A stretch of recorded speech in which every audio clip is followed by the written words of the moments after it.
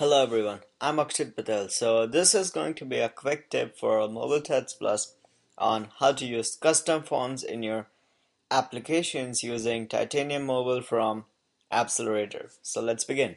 So I'm going to go to fontsgrill.com and pick a free font for the purpose of this tutorial. So let's choose Chunk 5. You can download the OTF.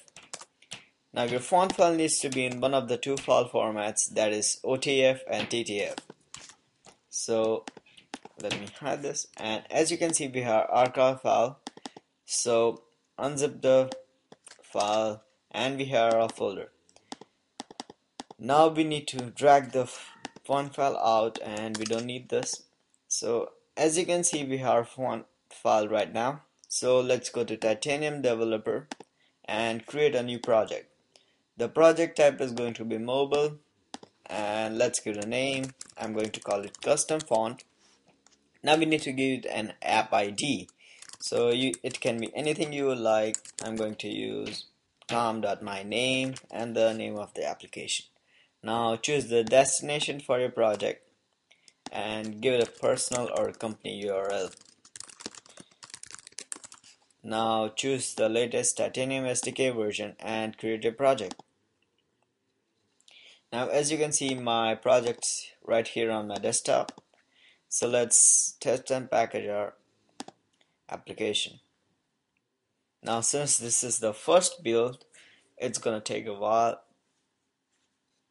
So here's our application. It is launching in the iPhone simulator, and as you can see we have the default application that comes with each and every project. So what we would like to do for the purpose of this tutorial is change the font for this label and this label right here. So let's quit this and hide Titanium Developer.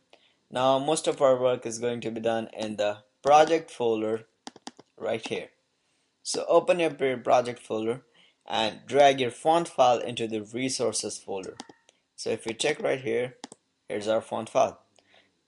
So as you can see the file name of our font file is chunk5, and if I open this up you can see right here, so there's a difference between the name of the font file with an lowercase f while the family name of the font is an F with an uppercase.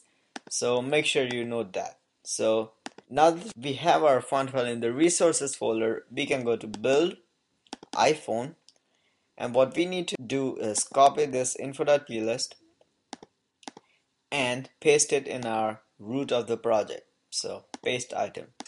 As you can see we have info.plist right here. So the next step would be to go to the iPhone folder once again, select all and delete our content. Don't worry, nothing happened, it's gonna be just fine. So let's go back to the root of your project and double click info.plist. So as you can see we have our plist editor right here. So click on any of one items and click add item button right here. So we need to pass in the name for our item. So the name is going to be UI app fonts. Now we need to give a value to our item. So right click, go to value type, and it's going to be of type array. Now as you can see it says add item over here. As soon as I click the disclosure triangle right next to our item, it changes to add child, and that's what we need. So click on add child, and here's where you pass in the name of your font file, not the font family. So for the reference, let's go to resources, and we need to pass in the name of our file. So chunk5 and F in lowercase, and also you need to pass in the extension of your file. So enter, and let's save this and quit. So the purpose of doing that was that now whenever our application is built and run once again, the application is going to use this info.plist in the root of our project instead of the one that's right here, which we deleted a while ago.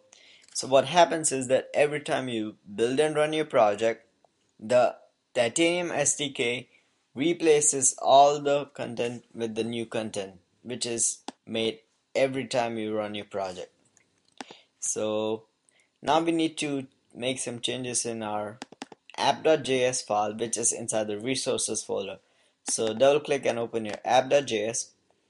Now all we need to do is replace the font family Helvetica Nueve with our font family name, which was chunk within capital C and file within capital F instead of the lowercase f which was used in the file name.